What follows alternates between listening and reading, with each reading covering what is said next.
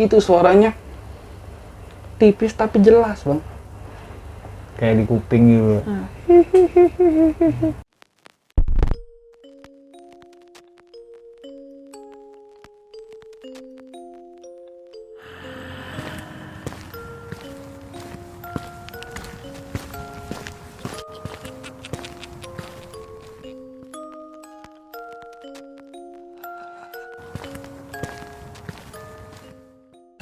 Bismillahirrahmanirrahim. Assalamualaikum warahmatullahi wabarakatuh. Balik lagi di channel Samawe Adventure. Oke, terima kasih teman-teman sejauh ini yang sudah support terus channel Samawe Adventure. Yang belum support gampang banget. Yuk, klik link subscribe-nya, share video-video Samawe. Juga kalau kalian berkenan tonton sampai habis video-videonya biar teman-teman nggak salah atau gagal paham gitu kan. Oke, sekarang gue lagi di tempatnya Kobe. Ya, Kobe ini Cibinong ya, Be? Ya, Cibinong. Cibinong. Pokoknya sebelum gue Kobe, gue mau promosi dulu. Jadi siapapun teman-teman yang selalu pengen mendukung kegiatan ekspedisi 30 gunung 30 juz dari Samawe Adventure, caranya gimana, Bang? Gampang deh. Beli merchandise-nya Samawe aja ya, beli t-shirtnya, beli sweaternya, beli topinya, mungkin beli jam dindingnya nanti, atau beli jilbabnya mungkin. Ya, jilbabnya. Gue juga kayaknya akan jualan jilbab. Ya, YouTube jadi media promosi lah ya, pokoknya. Ya, pokoknya insya Allah tanggal 7 Juni besok gue sama Coki, temen gue, editor gue, akan berangkat melakukan ekspedisi etapa kedua ke Sumatera. Oke, lanjut lagi. Sekarang gue ada di base campnya HS Story 666 atau HS Story 666. Nah, ada pemilik YouTube-nya ini, namanya Bang Kobe. Ya, Be? Halo. Terus juga lah, Be. Pura-pura salaman aja, Be. Siap. Padahal kita dari tadi ngobrol. Jadi malam ini gue ngomongin horor, tapi ngomongin tentang seks. Gak Be ya? Gue take video tempat Kobe di kasur tuh, Bang.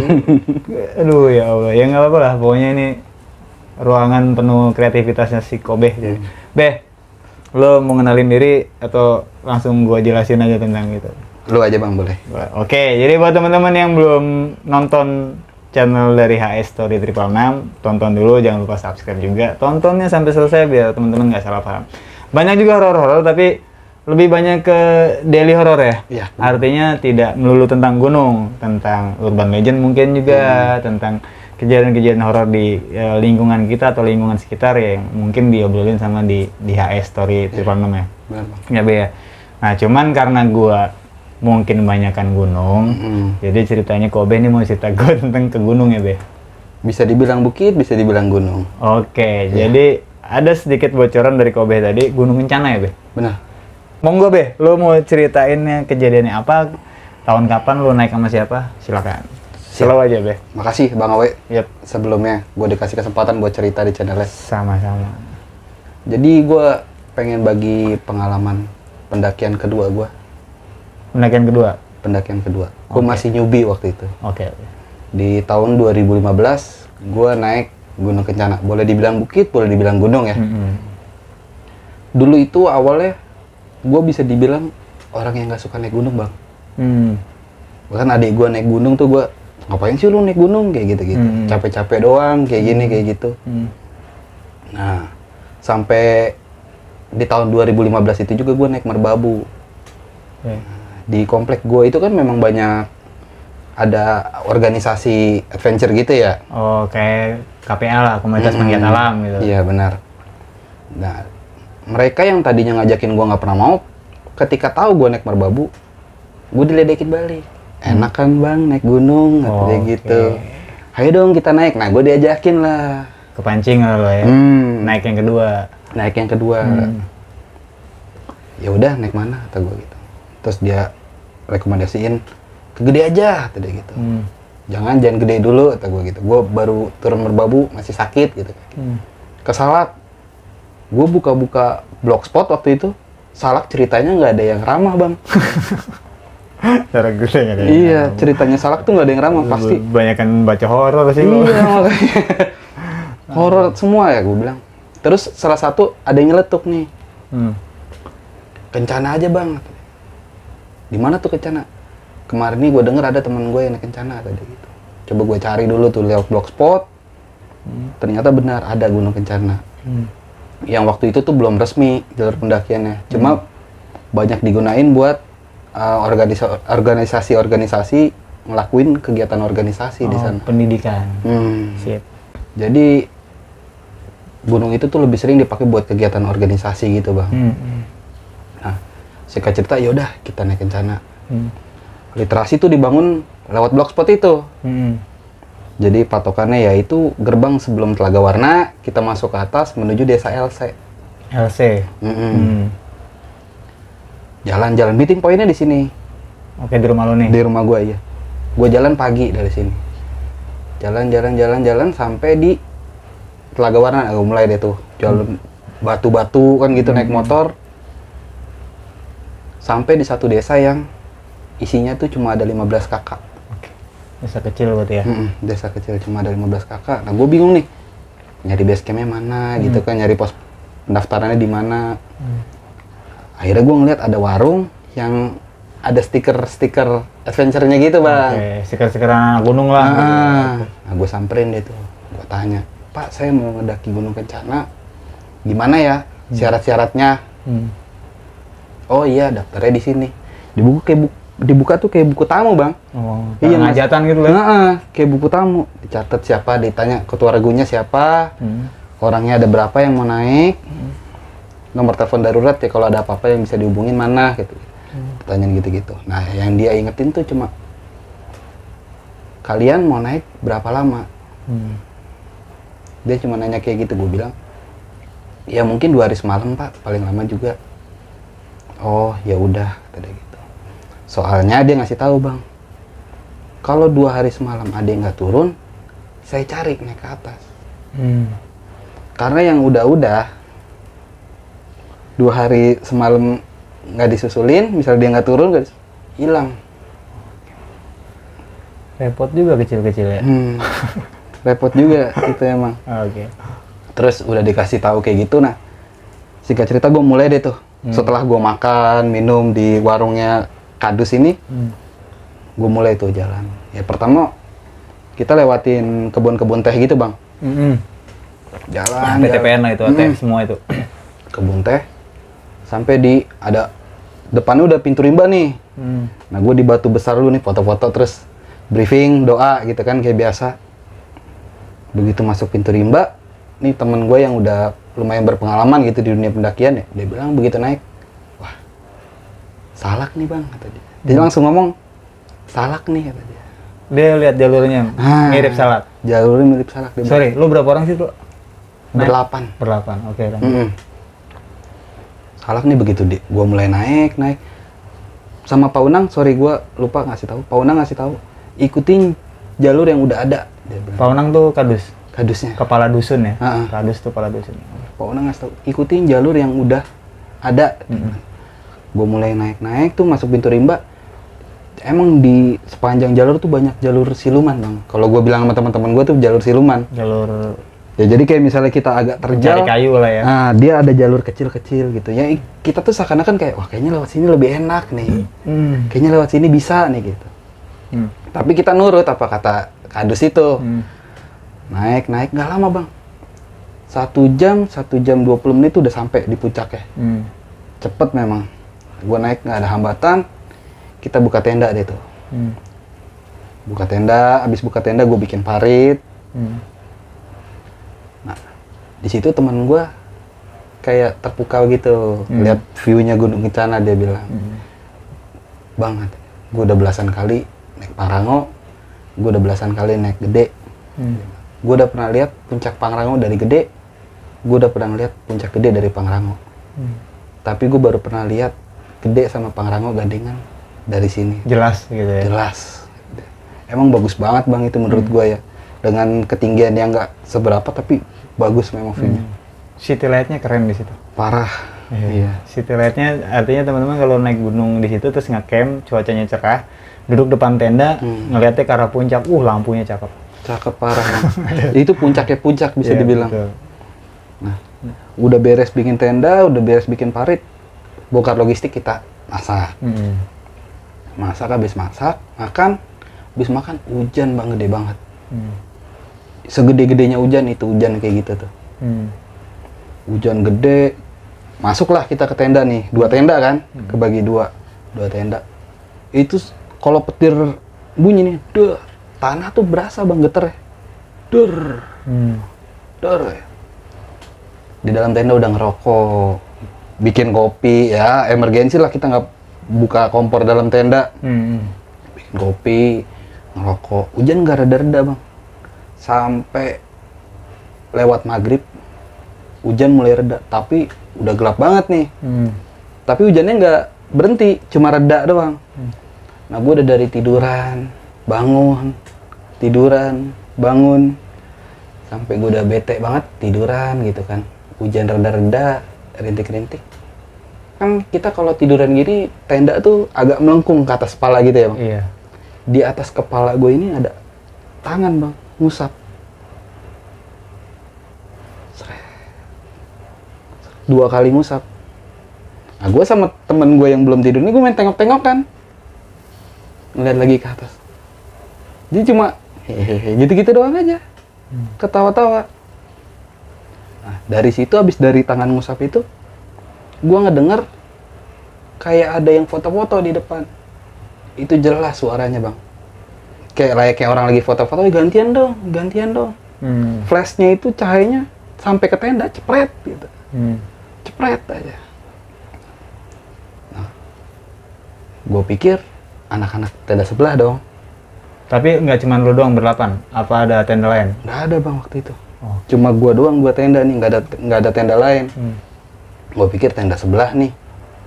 Gua nyenggol temen, lu nggak mau keluar foto-foto sama anak-anak? Oh, enggak lah, hujan ngapain? Meskipun udah reda tapi masih hujan. Si gerimis lah ya.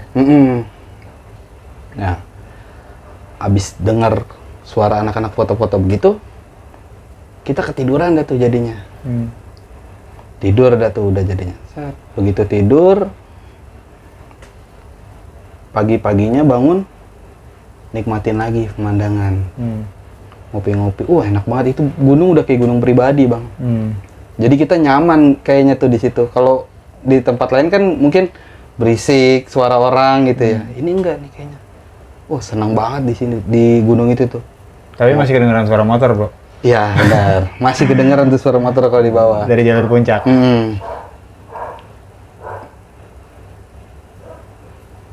Nggak apa-apa. Nah begitu pagi, kita keluar tenda, nikmatin pemandangan, bongkar logistik lagi. Masak-masak lagi, ngopi-ngopi lagi, ngerokok lagi. Sampai yang tadinya kita niat mau turun siang, atau sore gitu, kebablasan. Jadi kurang lebih 5:30 kita baru ingat, oh iya kita mau turun. Karena kan kita bilang cuma 2 hari semalam. Ya udah yuk packing dah tuh bang segala macam. Packing kelar, mulai turun. Baru jalan 10-15 menit. Itu jalanan ketutup. Ketutup sama pohon tumbang yang gedenya segede-gede alayum bang.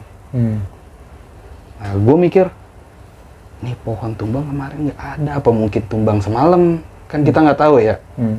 Cuma yang bikin gue heran, kalau ini pohon baru tumbang, harusnya kelihatan ngancur-ngancurin pohon yang ada di kiri kanannya gitu kan. Sedangkan ini kayak pohon itu tuh udah tahunan ada di situ. Udah ada pohon-pohon kecil yang numbuh di atas batangnya dia. Seakan-akan tuh pohon tumbang, terus ketutupan lagi gitu bang, udah ketutupan semak gitu. Gue diem nih sama anak-anak. Tapi ini kan jalurnya, ini bukannya halu ya maksudnya gitu kan. Gue sampai sharing gitu kan, gue sampai ngobrol gitu. Ini kan jalurnya, iya ini. Orang nggak ada yang berubah dari kemarin kita turun lewat sini. Kita nggak lewat jalur siluman kan, gue bilang. Kagak, ini jalurnya. Nah, temen gue nih yang rada ngerti kayak begituan kan, maksudnya ngerti dunia pendakian. Coba dia ngebuka dah, dia bilang. Coba sini gue buka, begitu dia buka begini. Yang harusnya setelah pohon itu, kalau misalnya memang dia tumbang gitu ya, setelah pohon itu harusnya jalur lagi dong. Di depannya situ. Ini kagak bang. Begitu dia buka, ketutup kesana-sananya. Hutan Udah hutan. Wah ini nggak masuk akal nih bang, kata dia. Coba gue cari jalur lain ya. Jadi dia berdua nih, temen gue sama ada satu lagi nih. Sementara gue sama yang lain ngerokok, gue bilang nunggu di situ. Kalau 5 menit 10 menit lu nggak ketemu jalur lagi, balik. Gue bilang balik lagi aja ke sini. Karena gue inget omongannya si Kadus ini. Kalau kita 2 hari semalam nggak turun, disusul. Kita jangan ngambil resiko. Ya kan? Dia keluar, dia cari itu jalan-jalan 5 menit, 10 menit balik lagi. Aneh ya bang, katanya. Kenapa dah? Jalurnya nggak ada loh. Maksudnya dia melipir cuma begini aja bang, cuma nyari jalur yang utama itu lagi. Itu nggak ada bang, katanya. Dia yang satu ke kanan, satu ke kiri, yang ke kanan ketemu jurang, yang kiri ketemu hutan. Begitu ke kiri mau ke sini lagi, nggak ada. Jalurnya emang nggak ada. Itu udah hutan, udah beda semua bang sama kemarin. Terus gue nanya dong sama yang lain, gue nggak mau ngambil keputusan sendiri gitu kan. Kita mau gimana nih? Kalau menurut gue bilang gitu ya, mending kita balik aja lah ke atas. Logistik juga masih banyak, gue bilang gitu kan. Kita tunggu. Besok disusul, gitu kan. Nah, ya udah kita naik lagi aja lah, nggak usah ngambil resiko. Karena emang belum ada yang pernah tuh naik ke situ bang. Naik lagi, nge-camp lagi deh tuh jadinya. Yang harusnya serem gitu ya, kita ngelewatin itu tuh kayak nggak ada serem-seremnya. Bahkan gue tuh kayak ngerasa betah nih gue nih di ini gunung gitu kan. Bawaannya kayak harusnya serem loh, jalur turun kita ketutup loh, gitu kan. Tapi ini gue nggak ngerasain yang cemas gitu, gue nggak cemas. Kita ngopi lagi, ngerokok lagi, foto-foto lagi, karena kita pikir tuh kampungnya kelihatan dari puncak bang. Iya, dekat kan, deket. Nah, malam karena kemarin kita nggak lihat city light, hujan kan, karena gue nggak lihat city light karena hujan. Malam itu kita lihat tuh, bener apa kata lu, yang city light tuh udah keren banget gitu kan. Gunung Kencana emang hebat. Teman-teman gue yang dari tenda sebelah foto-foto nih, cepret gitu kan. Gue nanya, lah lu bukannya kemarin udah foto-foto? Teman gue ini agak kaget sambil ngomong, lah bukannya lu bang. Baru dia beres ngomong kayak begitu, itu ada yang ketawa bang di atas. Wah, coba semua dengar. Dan itu kita cuma lirik tenda yuk. Balik lagi ke tenda. Itu suaranya tipis tapi jelas bang, kayak di kuping gitu. Itu buru-buru masuk tenda lagi deh tuh. Nah masuk tenda udah pada merengket dah tuh hitungannya semua. Maksa-maksain tidur, akhirnya ketiduran. Begitu ketiduran, bangun dong paginya. Iya kan, malam itu gue udah nggak ngalamin apa-apa lagi. Oh iya, ada suara anjing bang. Dekat situ apa kedengaran di bawah? Di bawah. Tapi ngaungnya itu kayaknya nyampe. Gonggongannya kenceng. Bukan gonggong. Auman. Kayak gitu. Ya? Kayak ngelolong. Tapi lolongan serigala anjing beda ya. Gitu-gitu. Itu gue dengar sepanjang malam sampai gue ketiduran.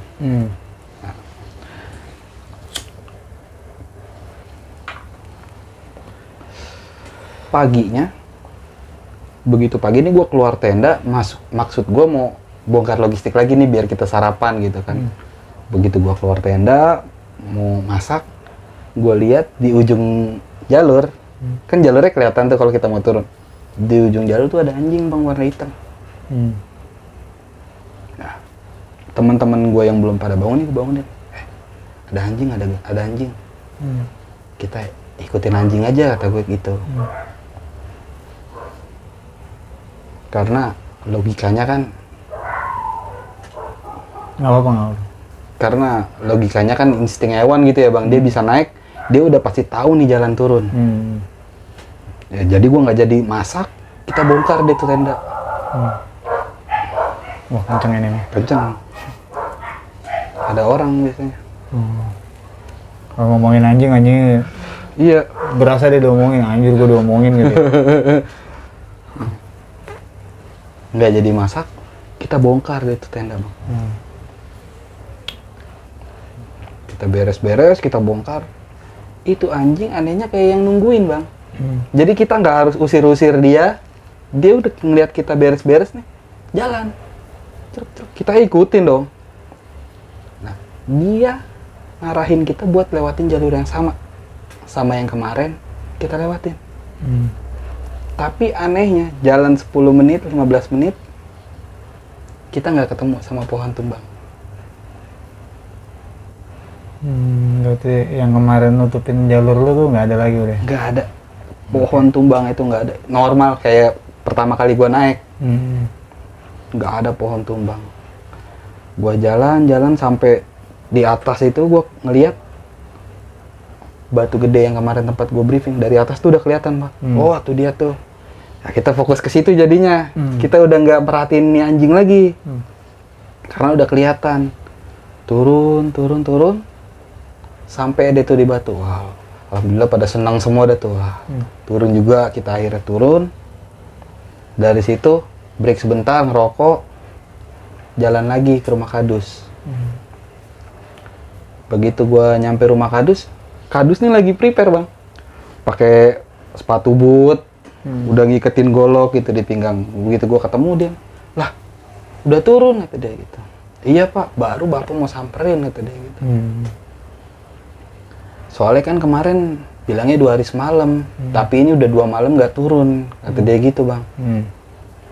Gue jelasin, kemarin sebenarnya kita mau turun pak, cuma jalurnya ketutup sama pohon tumbang. Lah terus gimana?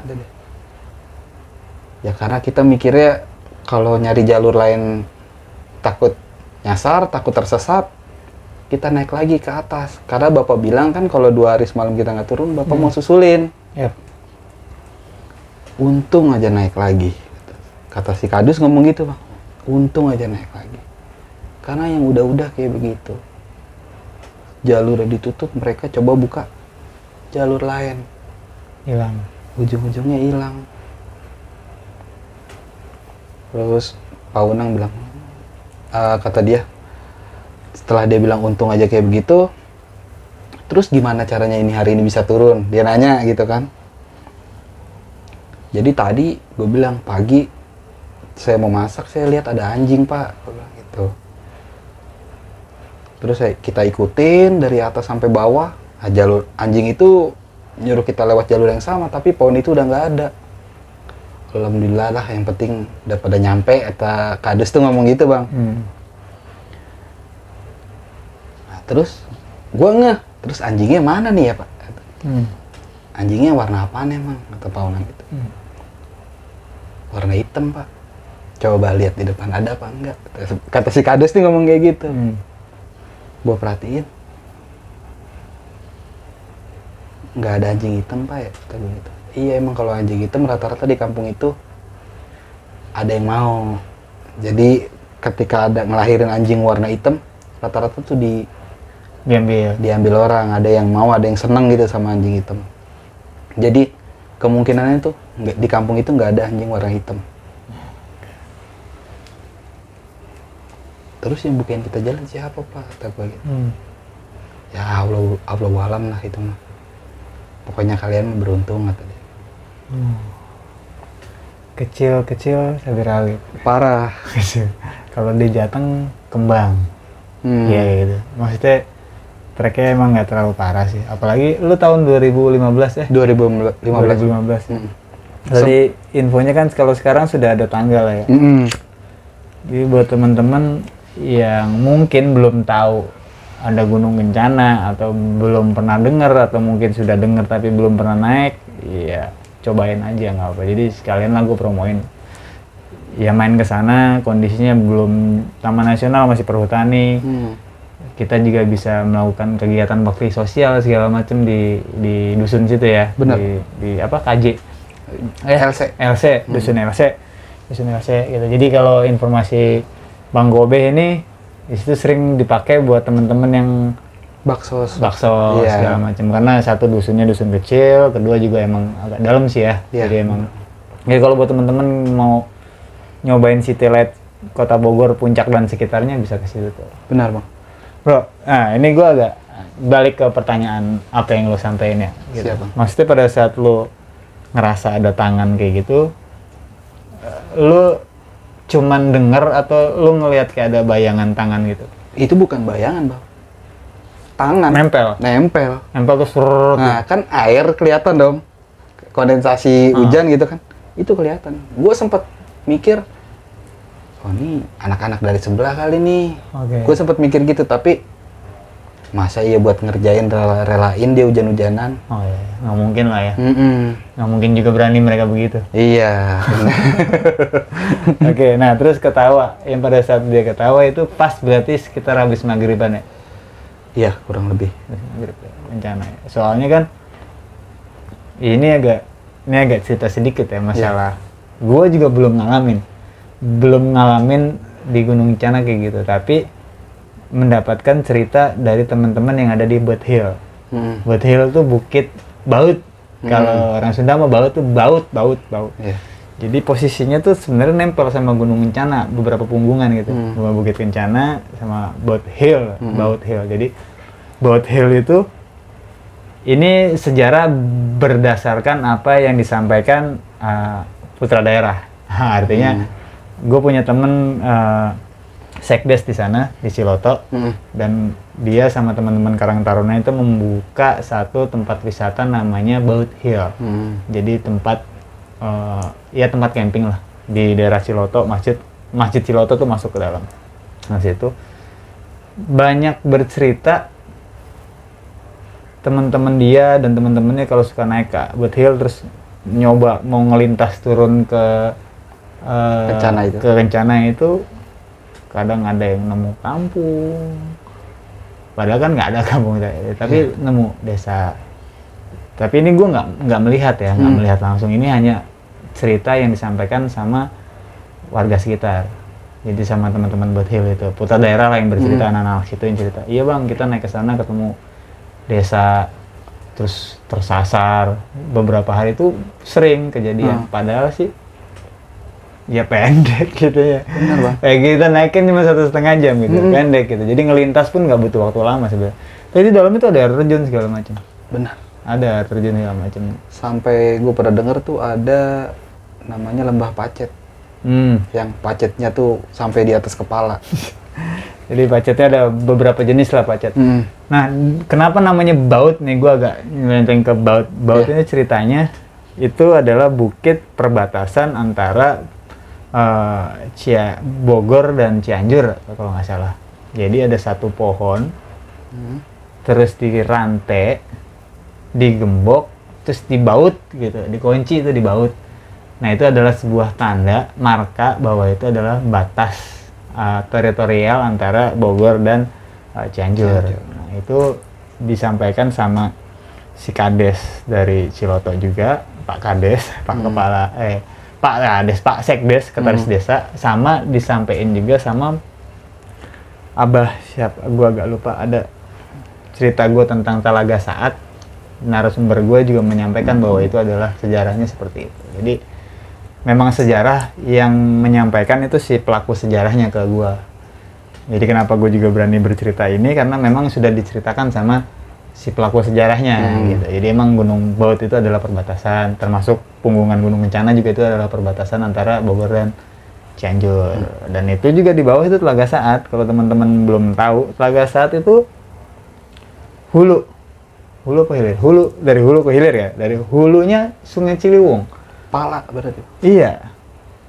Jadi hulunya Sungai Ciliwung.